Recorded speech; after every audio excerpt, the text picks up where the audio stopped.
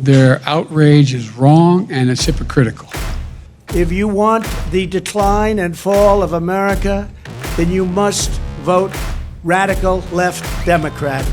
조 바이든 미국 대통령과 도널드 트럼프 전 대통령이 또 붙었습니다. 2년 전에 트럼프를 이기고 당선됐던 바이든 대통령. 그런데 6, 7월엔 지지율이 한 30%대까지 떨어지면서 민주당의 인기는 시원치 않죠. 이 틈을 타서 대선을 아직도 인정하지 않고 있는 트럼프가 영향력을 보여주고 있습니다. 트럼프가 지지 선언을 한 공화당 후보들 중에서 92%가 예비선거에서 이기고 또 최종 후보로 나온 겁니다. 사실상 공화당은 트럼프당이 된 거죠. 2020년 대선 라이벌이었던 두 사람, 미국 현지 시간으로 8일 열릴 중간선거를 앞두고 다시 세력 싸움에 나선 겁니다. 둘 다 다음 대선 출마까지 예고한 상황이거든요. 분위기가 심상치 않다 보니 미국 선관위는 혹시 모를 사고를 막기 위해서 투표소에 방탄 유리까지 설치했습니다. 중간선거에서 바이든이 좀 체면을 살릴 수 있을까요? 아니면 트럼프가 부활할까요? 듣다 보면 똑똑해지는 라이프 듣동라. 안녕하세요, 김지아입니다. 듣동라라면 알아야 할 국제정세 이야기 듣동라 월드 두 번째 시간입니다. 미국 중간선거가 6일 앞으로 다가왔습니다. 우리나라로 따지면 국회의원을 뽑는 총선 같은 건데요. 상원의원 100명 중에서 한 3분의 1 정도인 35명, 그리고 하원의원 435명, 그리고 36개 주의 주지사 등을 뽑는 자리입니다. 우리가 중간고사를 영어로 midterm이라고 부르잖아요. 그래서 중간선거도 midterm election이라고 해서 이름 그대로 미국의 대통령 임기 4년 중에서 중간에 치러서 현 정부를 평가하고 또 심판하는 성격이 강합니다. 그래서 미국에서 중간선거는 또 대통령의 무덤이라고도 부르는데요. 역대 선거 중에서 여당이 승리한 적이 단 3번밖에 없기 때문입니다. 물론 이번에도 바이든이 다리 뻗고는 잘 수 없는 상황이죠. 미국 주유소에서 찾아볼 수 있는 이 스티커, 이거 내가 했어, 이거 내가 한 거야, I did it 이라고 외치는 바이든의 모습인데요. 물가를 잡지 못한 바이든 대통령을 비꼬는 표현입니다. 트럼프가 바이든이 이렇게 만들었어, 바이든 did it 이라고 외치는 스티커까지도 나왔습니다. 그러니까 중간선거의 최대 이슈가 무엇이냐? 역시나 경제, 먹고 사는 문제입니다. 요즘 전 세계 어디나 비슷하긴 하지만 미국 경제도 마찬가지입니다. 올해 소비자 물가가 최고 9.1%까지 오르면서 물가를 잡겠다고 또 금리도 막 올리고 있죠. 그러면서 서민 경제는 더 팍팍해지고 있는데요. 미국 방송사 ABC랑 입소스가 조사한 내용을 보면요. 미국인 10명 중에 7명이 경제 상황이 더 나빠지고 있다고 답했습니다. 2008년 금융위기 이후에 이렇게까지 부정적인 응답이 많은 건 처음입니다.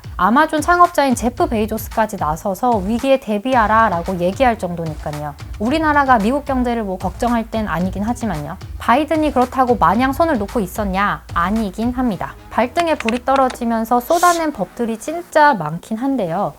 대학생들의 학자금 빚을 탕감해주는 정책부터 미국인이 쓸 물건은 미국에서 만들자라는 내용을 담은 인플레이션 감축법 IRA. 근데 이 법은 우리나라의 전기차 산업에 엄청난 타격을 줄 걸로 보이고 있죠. 그리고 사회보장연금도 40년 만에 최대치인 8.7%를 올리겠다라고 발표했습니다. 또 국가 비상 상황에서만 쓰려고 비축해뒀던 원유인 전략 비축유까지도 풀었습니다. 여기서 끝이 아니라 임신 중단권을 보장하겠다는 공언까지도 했지만 사람들의 관심은 역시나 경제에 쏠려 있습니다.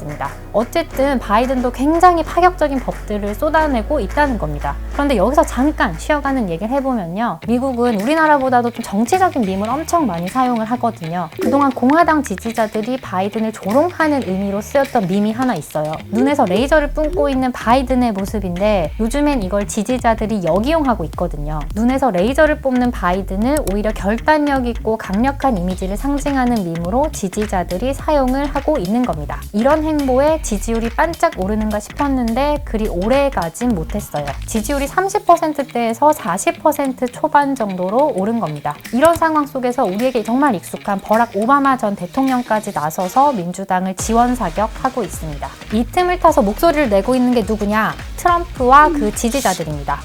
여전히 지난 대선의 패배를 인정하지 않으면서 이를 갈고 있는데요. 이들을 트럼프의 구호인 다시 미국을 위대하게 Make America Great Again의 약자에서 따온 마가라고 부르죠. 워싱턴 포스트 보도를 보면 실제 공화당으로 출마한 후보자 절반 이상이 지난 대선 결과를 부정하거나 아직도 의문을 제기하고 있습니다. 그렇다면 공화당은 뭘 잘했냐? 사실상 없습니다. 오히려 트럼프가 FBI 압수수색까지 받으면서 공화당 지지자들을 빼면 여론은 그렇게 좋진 않습니다. 트럼프는 임기가 끝나고 1급 기밀 문서들을 백악관에서 자기 집으로 가져가 버렸거든요. 그러니까 공화당이라고 눈에 띄게 잘하는 건 없기 때문에 바이든이 내세운 인플레이션 감축법이나 우크라이나 지원 등을 두고 비판 공세를 높이고 있는 겁니다. 그래서 바이든플레이션이라는 말까지 만들었어요. 민주당의 약한 고리인 경제를 공격하고 있는 겁니다. 한 공화당 의원은 공화당이 이번 선거에서 이기면 인플레이션 감축법이 진짜 현실성이 있는 건지 청문회를 열겠다라고도 했어요. 또 다음 달 팔순잔치를 앞두고 있는 바이든 대통령의 나이도 공격 대상입니다. 며칠만 지나면 바이든 대통령의 팔순인데요. 역대 미국 대통령 중에서 현직에서 팔순잔치를 한 대통령은 바이든이 처음이기도 합니다.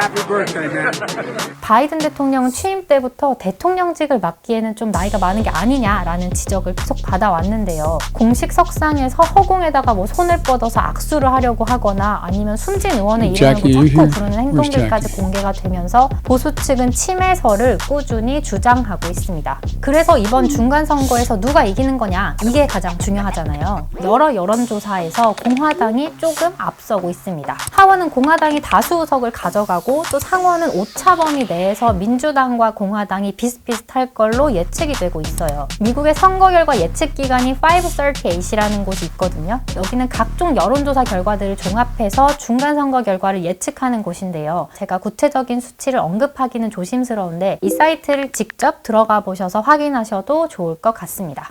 지금 상황을 한마디로 이야기하면 민주당과 공화당 지지자 모두 각자 나름대로 화나고 짜증이 나 있어요. 중도층이나 무당파는 바이든의 민주당을 지지하기도 그렇고 그렇다고 트럼프의 공화당을 지지하기도 애매한 상황이라는 겁니다. 바이든은 공개적으로 마가들이 민주주의를 망치고 있다고 비판을 하고 트럼프는 바이든이 미국을 망치고 있다고 외치면서 지금 미국 온라인상에서는 내전이라는 키워드까지 늘어나고 있습니다. 이런 상황에서 민주당과 공화당 모두 광고비에 돈을 엄청 쏟고 있어요. 대선급 광고비를 쓰고 있고 또 사전선거 투표율도 굉장히 높습니다. 말 그대로 전쟁 같은 이번 선거, 우리나라에는 어떤 영향이 있을까요? 사실 어느 당이 이기든 한국에 미칠 영향은 그렇게 좋지만은 않습니다. 민주당, 공화당 어느 당이 이기냐에 따라서 미국 내에는 사실 많은 변화가 있겠지만 우리나라에겐 어차피 똑같다라는 겁니다. 모두가 어차피 미국 우선주의를 내세우고 있기 때문이죠. 바이든이 내세우는 IRA 같은 정책은 바이 아메리카, 메이드 인 아메리카로 요약을 할 수 있는데요. 사실상 미국 계획을 최우선으로 두고 미국인들이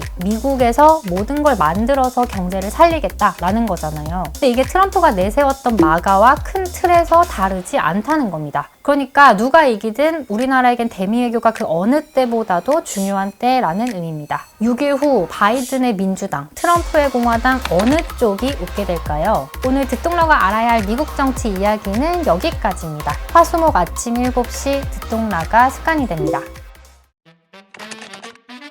듣동라의 세 번째 레이스 다시 만난 세계가 열렸습니다. 이번에는 저 이지상 기자가 페이스메이커가 돼서 각 분야 전문가들에게 전 세계 정치, 경제 흐름을 물어봤는데요. 그 어느 때보다 세계 경제, 정치가 혼란스러운 이 상황에서 나만의 관점을 갖고 싶다면 듣동라 홈페이지에서 다시 만난 세계 레이스를 확인해보세요. 레이스를 참여하는 또 다른 방법도 있습니다. 바로 더중앙 플러스와 이 레이스를 함께 신청하시는 건데요. 팩풀, 엔트랙, 슬기로운 OTT 구독생활 등 다양한 콘텐츠를 한 번에 모아보실 수 있더라고요. 다시 만난 세계 레이스와 함께 더중앙 플러스도 구독해보고 싶다라고 하면 더보기란을 참고해주세요. 그럼 저는 11월 7일 시작하는 다시 만난 세계 레이스에서 페이스메이커로 다시 인사드리겠습니다. 감사합니다.